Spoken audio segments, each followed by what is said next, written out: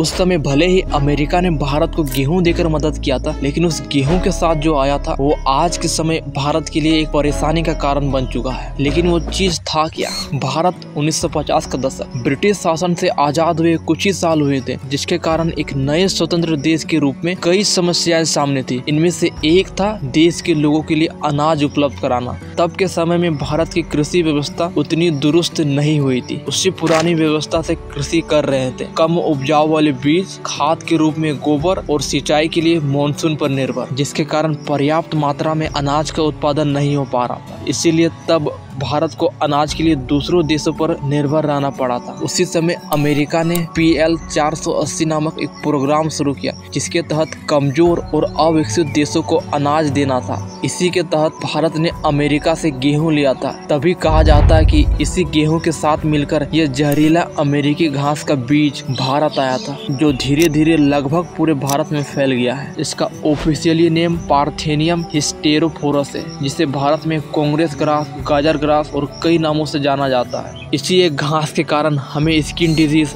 Allergy, फेफड़ों की बीमारी होने का खतरा रहता है। साथ में ये हमारे फसलों को भी नुकसान पहुंचाता है।